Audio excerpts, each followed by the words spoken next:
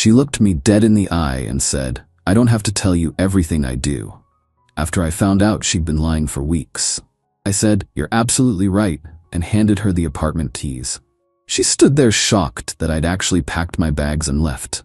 I, 29 male, was folding laundry when everything unraveled. My girlfriend Nina, 27, had been acting weird for weeks, constantly on her phone, leaving for errands that took hours, being vague about her plans. We'd been together 4 years, living in my apartment for the last 2. "Hey, where were you yesterday afternoon?" I asked casually, putting her jeans in the drawer. Tried calling about dinner plans. She didn't even look up from her phone. Out. Out where? That's when she looked me dead in the eye, this cold expression I'd never seen before. "I don't have to tell you everything I do." Something in her tone made my stomach drop. "Nina, you said you were at your sister's, but Mia posted pictures from her kid's recital. You weren't in any of them." She shrugged. "Plans changed." "To what? God, why are you interrogating me? I'm allowed to have a life outside of you, Trevor." I set down the shirt I was folding. "I'm not interrogating you. I'm asking where my girlfriend was when she said she'd be somewhere else. This is exactly why I need space sometimes. You're suffocating." The gaslighting was real. But then her phone buzzed. She grabbed it quick, but not quick enough. I saw the notification preview. "Can't wait to see you again tomorrow, beautiful Danny." Who's Danny? Her face went from defensive to guilty to angry in about 2 seconds. "A friend from work." "Since when? You've never mentioned a Danny." "Since I don't have to tell you about every single person I meet." Jesus, Trevor, this jealousy thing is really unattractive. But here's the thing, I wasn't even jealous. I was just done. The lying, the defensiveness, the mysterious Danny, it all clicked. "You're absolutely right," I said calmly. "You don't have to tell me anything." I walked to the closet and pulled out my duffel bag. "What are you doing?" Her voice had changed, less angry, more worried. "Packing." "Packing? For what?" I didn't answer. Just started putting clothes in the bag. She followed me around the bedroom, her tone shifting between confusion and irritation. "Trevor, stop being dramatic. You're seriously gonna throw a tantrum because I have friends?" I moved to the bathroom, grabbed my toiletries. "Not throwing anything, just leaving." "Leaving? This is your apartment?" "Exactly." I handed her my key ring, keeping only my car key. "Here, it's all yours for now." She stood there holding the keys, mouth open. You're serious? You're actually leaving? You want space? You got it." I zipped up the bag. "Over this? Because I didn't tell you every detail of my day?" "No, Nina, because you've been lying for weeks and we both know it." Her face crumpled a bit. "I haven't been." "Yesterday, last Tuesday when you had that work emergency, the weekend conference that your company's website says doesn't happen until next month. Should I continue?" She went pale. "You've been checking up on me?" "No. I just started noticing the inconsistencies. And now Danny." I shouldered my bag. "Look, whatever's going on with you two, I don't need the details. You made it clear, you don't owe me explanations. So I don't owe you my presence." "Trevor, wait, let's talk about this." "Now you want to talk?" I actually laughed. "Nah, I'm good. Lease is month to month now, so you've got 30 days to figure out if you want to stay or go. Rent's due on the 1st, $1,800. Utilities are on auto pay from my account, so you'll need to set those up." The panic in her eyes was real now. "I can't afford this place alone. Then I guess you'll need to make some decisions. Maybe Danny can help." I walked past her to the door. She grabbed my arm. "You can't just leave. We live together. I have rights." "You're not on the lease, Nina. You're a guest who's been staying here, and I'm done being your host." The shock on her face as I pulled my arm free and walked out, that image is burned into my brain. She stood in the doorway calling after me, but I just got in my car and drove to my brother Nate's place. My phone started blowing up before I even got there. Texts, calls, the works. My favorite, "You're really going to abandon me over a misunderstanding?" A misunderstanding. That's what we're calling weeks of lies now. Blocked her number and crashed at Nate's. The apartment might be mine, but I needed space to think about next steps. Something told me this was just the beginning of the drama. Update 1. 5 days later. The entitlement has reached levels I didn't think were possible. Buckle up, because Nina and her crew have lost their minds. First, Let me clarify something. Yes, I left my own apartment. Strategic move. See, if I'd stayed and tried to kick her out, it would have been this whole dramatic scene with her crying about having nowhere to go. By leaving, I put the ball in her court. She could either figure out how to pay for the apartment or leave on her own. Plus, I needed the mental space. Day 2 after I left, I get a call from my landlord, Dennis. Cool older guy, we've always had a good relationship. Hey Trevor, got a weird situation here. Nina just came to the office trying to get added to the lease. She what? Yeah, says you two had a fight and she needs to protect her housing rights. I told her that's not how leases work. Dennis, we broke up. I gave her 30 days to move out. That's what I figured. She also asked if she could take over the lease entirely. When I told her she'd need to qualify with income verification and credit check, she got real quiet. Nina works part-time at a boutique. Maybe clears $2,000 a month. The apartment is $1,800. The math wasn't mathing. Then came the social media campaign. She posted this long sob story on Instagram about how her controlling ex abandoned her because she dared to have independence. The comments were wild. Men can't handle strong women. He sounds toxic, babe. You deserve better, queen. But here's the kicker. She tagged the location as my apartment, like she was claiming territory. Day 3, her best friend Chloe texts me from Nina's phone, since I blocked her. Trevor, Nina is devastated. She made one mistake and you're making her homeless? After 4 years? That's cold. One mistake, right? I didn't respond. Day 4, I had to go to the apartment to grab some work equipment I'd forgotten. Walked in to find it wasn't just Nina there.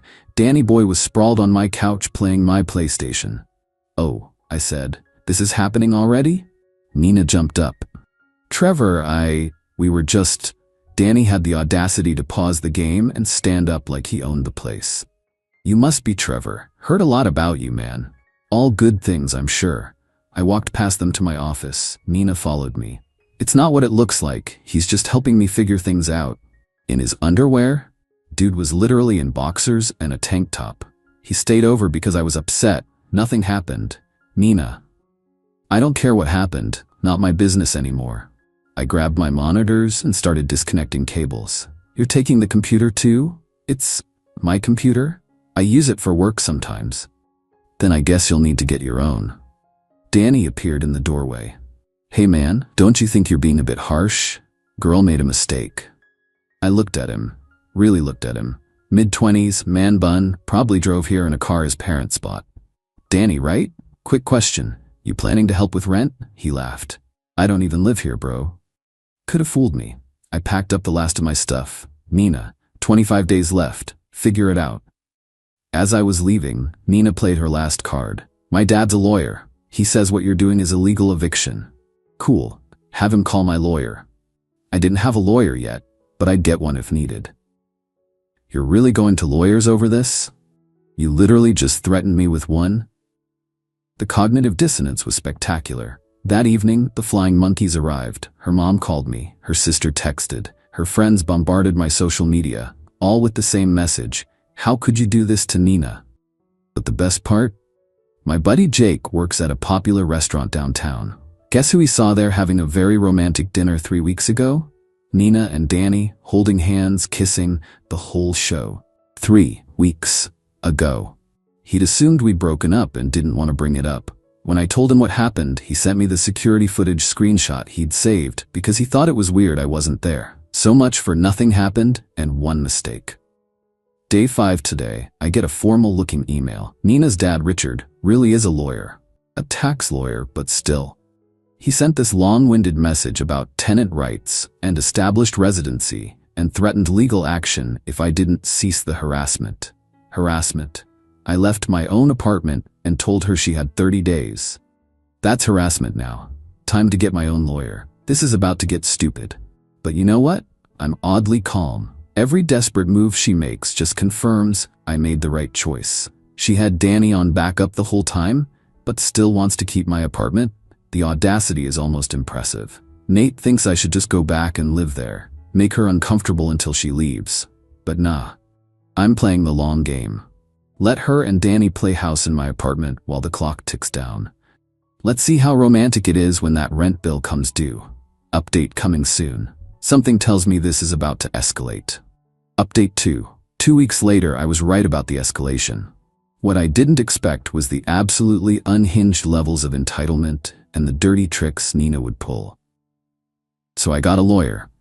Found Victoria through a coworker recommendation. She specializes in tenant law and took one look at my situation and actually laughed. She's not on the lease, never paid rent directly, and you gave her 30 days? This is the easiest case I'll have all month. She responded to Richard, Nina's tax lawyer dad, with a simple letter. Nina is a month-to-month guest, not a tenant. 30 days notice was generous. Any further contact should go through her office. That's when Nina went nuclear. First, I started getting calls from my landlord. Nina was calling in fake maintenance requests. The dishwasher was broken. It wasn't. The AC was making weird noises. It wasn't. The shower was leaking. You see the pattern. Dennis called me. Trevor, I've had 3 different maintenance guys out there. Nothing's wrong. She's also demanding I give her a key to the maintenance closet because she doesn't feel safe with workers coming in. But here's where she messed up. The 3rd maintenance guy took photos of her apartment showing Danny's stuff everywhere. Clothes, shoes, gaming setup in the living room. Dude had fully moved in. Victoria loved that. She's claiming she needs protection from you while moving another man into your apartment? Beautiful. I was having lunch with my team at work when Nina walked in. Not coincidental. She'd never been to this place before. She made a beeline for our table with tears already forming. Trevor, please, we need to talk. You're destroying my life. My coworkers looked super uncomfortable. I stayed calm. Nina, please contact my lawyer if you need something. Your lawyer? You got a lawyer to evict me from my home? From my apartment? Yes. She turned to my coworkers. Can you believe this? 4 years together and he kicks me out over a friend. My manager Sandra, who's like 60 and takes no crap, looked at her and said, honey, maybe this isn't the place for this conversation. Nina glared at her, then at me. Fine, but this isn't over. She stormed out. My coworkers were silent for a beat. Then Sandra goes, so, she seems stable. A week ago, I noticed weird charges on my credit card. Nothing huge, but random subscriptions, food delivery, online shopping. Turns out, Nina had saved my card info on various apps and was still using it. I disputed everything and canceled the card. But then discovered she'd also been using my Amazon Prime, Netflix, Spotify, basically every account she had access to. Changed all the passwords. Got a text from Chloe an hour later. Really? You're that petty you canceled her Netflix during a crisis? A crisis of her own making. While living with her side piece in my apartment. Then came the property destruction. Dennis called me yesterday. Trevor, I need you to come by. There's been some damage. I met him at the apartment. Nina wasn't there, probably at work. What I found was holes in the walls where Danny had mounted a TV bracket, burn marks on the kitchen counter from what looked like a hot pot. The bathroom door was off its hinges, red wine stains on the carpet. Dennis was pissed. This is coming out of your deposit unless you handle this. Document everything. Bill me for repairs. This is evidence. But the best part? Danny's gaming setup was still there, including a very nice curved monitor. I took photos of everything, especially the serial numbers. Last night, I get a call from Victoria. Nina had hired her own lawyer, a real one this time, not her tax daddy. They were claiming I had abandoned the property and she had established tenancy rights. They wanted 3 months of rent-free living to transition and $5,000 for emotional distress. Victoria laughed. They're desperate. This is good. How is this good? Because now we countersue. Destruction of property, unauthorized subletting, credit card fraud. The maintenance logs show she moved Danny in, which violates your lease. Your landlord can evict her immediately now. Wait, what? Your lease has a clause about unauthorized occupants. By moving Danny in, she violated it. You're technically in breach, but if we move fast, we can have her out before it becomes your problem. This morning, Dennis served Nina with a 3-day notice to quit for lease violations. Not from me, from the actual property management company. The meltdown was apparently epic. Danny was there and tried to argue that he was just visiting. For 2 weeks. With his entire gaming setup. Nina called me from Danny's phone, sobbing. How could you do this? I have nowhere to go. You have Danny. He lives with his parents. And there it was. The dude she destroyed our relationship for lives with mommy and daddy. That sounds like a you problem, Nina. You're evil. You're actually evil. I made one mistake. No, you made dozens. You just got caught once. She hung up. 20 minutes later, her mom called. Then her sister. Then Chloe. Then numbers I didn't recognize. All blocked. But my favorite message came from Danny himself, texting from his own phone. Bro, this is messed up. Nina's crying and saying she's gonna be homeless. Can't you just be cool about this? I can't bring her to my parents' place. They don't know about her yet. They don't know about her. This dude imploded my relationship, and his parents don't even know Nina exists. I screenshot that immediately and sent it to Victoria. As of now, Nina has 2 days to get out before formal eviction proceedings start. She owes me about $800 in fraudulent charges. The apartment damage is documented at around $2,000. Her emotional distress lawyer is about to get hit with a countersuit. The entitlement of thinking she could move her secret boyfriend into my apartment, destroy my property, steal from me, and then demand I pay her to leave? It's almost artistic in its audacity. Final update, coming once she's officially out. Based on the panic level, I don't think she's gonna make it the full 3 days. Final update, 1 week later, it's done. And the ending was even more pathetic than I expected. After getting the official notice from Dennis, Nina went into overdrive trying to save herself. But not in the way you'd think, like finding a new place or packing. Nope, she tried to find technicalities. First, she called the city housing department claiming she was being illegally evicted. They sent an inspector who took one look at the situation. Her name not on the lease, Danny's stuff everywhere, the documented damage, and basically told her she had no case. Then she tried to claim she'd been paying rent. Remember, she'd been covering groceries and some utilities while I paid the actual rent. She actually submitted grocery receipts to her lawyer as proof of rent payments. Victoria laughed so hard she nearly cried. She's claiming Whole Foods receipts are rent? But the cherry on top? Danny bailed. Day 2 of the 3-day notice, Jake saw him loading his gaming setup into his mom's SUV. By that evening, all his stuff was gone. Nina posted some cryptic Instagram story about knowing who's real when times get tough. Day 3 came. Nina hadn't packed anything. She was sitting on the couch when Dennis arrived with the maintenance crew. Ma'am, you need to leave now. I'm not going anywhere without my stuff. Then you need to pack it. I need more time. Dennis, bless him, had dealt with this before. You can take what you can carry now. Anything left will be stored for 30 days per state law. Here's the storage facility address. The wailing that came out of this woman.